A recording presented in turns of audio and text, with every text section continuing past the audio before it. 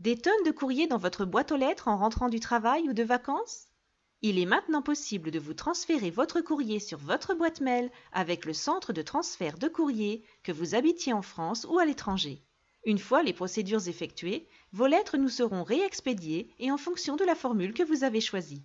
Nous procédons à l'ouverture de vos enveloppes et les scannons. Vos courriers seront ensuite envoyés par email selon la fréquence pour laquelle vous avez opté. Le même principe s'applique également pour les colis. Recevez vos courriers à votre guise et profitez de nos services dès maintenant.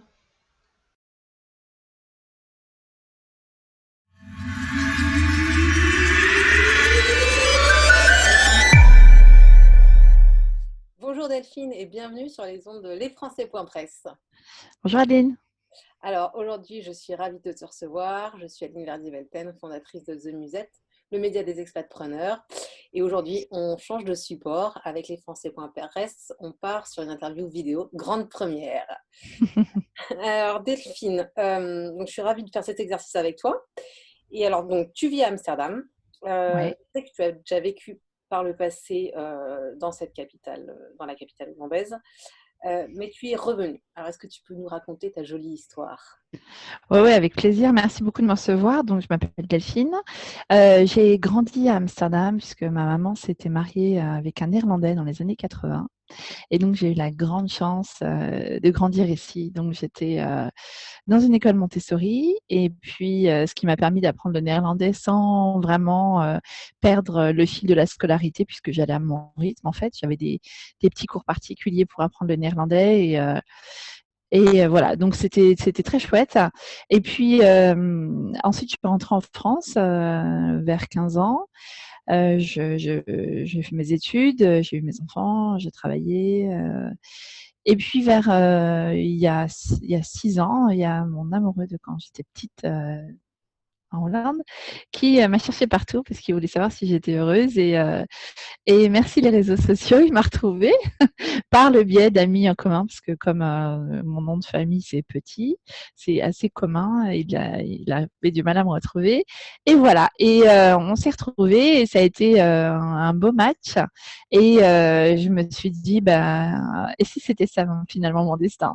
Et donc il m'a dit, je vais venir te chercher et on va se marier. Et je me suis dit, qu'est-ce que c'est que ce... Ok. Dis-moi, qu'est-ce que tu aimes le plus aux Pays-Bas? On commence par les bitterballen. Précisons les bitterballen, ce que c'est pour ceux qui ne connaissent pas.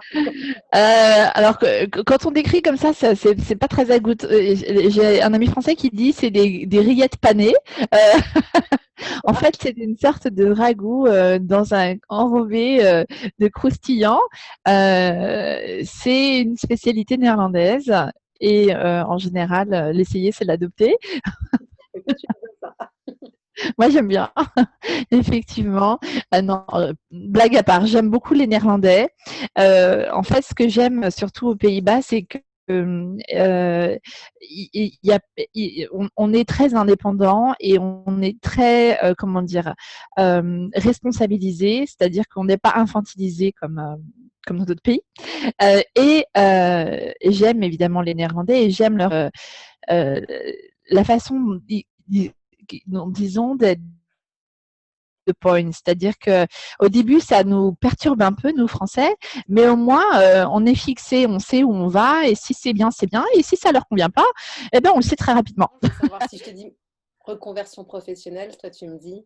Ah ben, je dis génial, faut y aller, faut foncer, faut sortir de sa zone de confort. Par contre, en même temps, je suis ravie de l'avoir fait. C'est super difficile. Mais en fin de compte, c'est quand on sent que ça doit être ça, il faut faire confiance à son instinct et puis il faut y aller.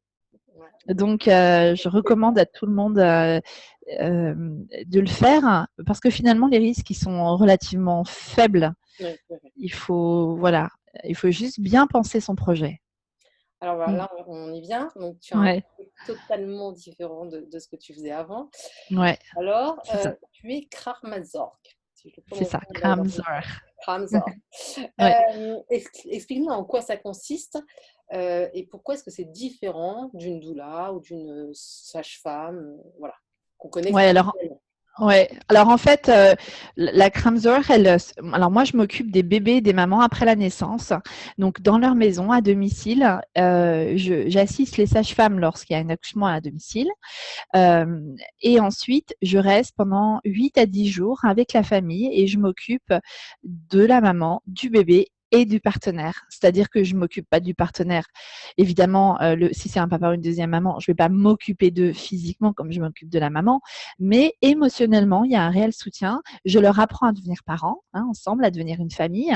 Et j'explique toujours au second partenaire que, en fait, c'est mon bras droit.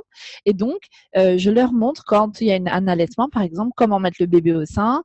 J'explique également les chutes d'hormones, comment ça va se passer. C'est des fois, eh bien, il y a des jours qui sont un petit peu plus faciles que d'autres.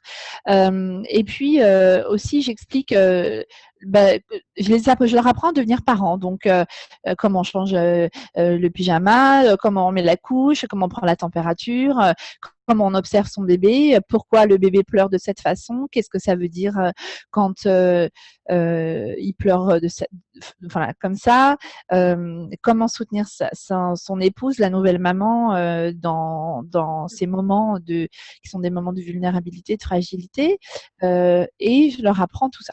Donc ça, c'est pour les partenaires. Et pour les mamans et les bébés, je fais tous les soins médicaux, donc ils sont en postnatal.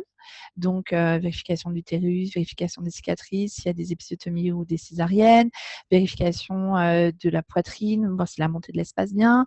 Je mets aussi les bébés, j'aide les mamans à mettre les bébés au sein, donc j'ai un aide à l'allaitement. Je leur apprends à donner le biberon, comment préparer les biberons s'ils choisissent le biberon. Je suis pas du tout là pour porter des jugements, je suis là pour accompagner les parents. Je travaille selon les protocoles néerlandais avec un diplôme néerlandais et je m'occupe également donc du bébé, donc de la pesée du bébé, de la couleur du bébé, vérifier les selles, les urines pour savoir que tout va bien puisque tout est, on lit un peu dans les couches comment ça se passe. Voilà, c'est quand même pas mal. Donc, par Et rapport, oui, puis c'est déjà beaucoup. Et donc, par rapport à une doula ou une sage-femme, toi, tu es vraiment là, mais même pour le quotidien, je dirais, c'est ça? ouais, c'est ça, parce que ce que j'allais te dire, c'est que, et aussi, je gère l'intendance de la maison. C'est-à-dire, je m'occupe des petits déjeuners, souvent le déjeuner, je le prépare avec le partenaire, je fais des courses s'il y a besoin. Alors, je fais pas les courses de la semaine, bien sûr, mais s'il manque des choses, j'y vais. Je prépare certains repas, je gère un petit peu le linge, donc je l'étends, je plie, je range, et je maintiens la salle de bain et les toilettes propres. Pour une question d'hygiène, les toilettes doivent toujours être propres, puisque que ce soit par voie basse ou par césarienne, l'utérus est une plaie. Donc, il faut absolument que ce soit propre partout. Donc, ça, c'est. Alors, la différence avec la sage-femme, c'est que la sage-femme, elle fait du prénatal. Donc, elle voit la maman avant, elle fait le suivi de la grossesse, elle va faire des préparations d'accouchement, elles font parfois des échographies. Ça dépend, hein, pas toutes les sages-femmes, mais ça arrive. Il y a un vrai suivi médical. Elles font les accouchements et elles font le suivi postnatal. Donc, dans la famille, quand je suis là, et après 6 semaines, elles font un contrôle de fin de grossesse, on va dire. Enfin, de fin de postpartum plutôt. Oui.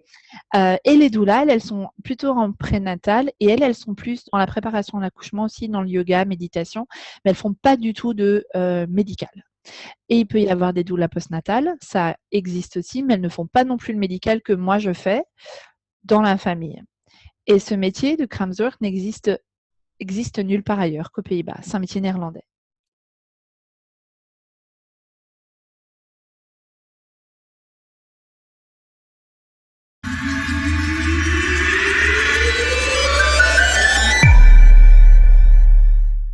Des tonnes de courriers dans votre boîte aux lettres en rentrant du travail ou de vacances? Il est maintenant possible de vous transférer votre courrier sur votre boîte mail avec le centre de transfert de courrier, que vous habitiez en France ou à l'étranger. Une fois les procédures effectuées, vos lettres nous seront réexpédiées et en fonction de la formule que vous avez choisie. Nous procédons à l'ouverture de vos enveloppes et les scannons. Vos courriers seront ensuite envoyés par email selon la fréquence pour laquelle vous avez opté. Le même principe s'applique également pour les colis. Recevez vos courriers à votre guise et profitez de nos services dès maintenant.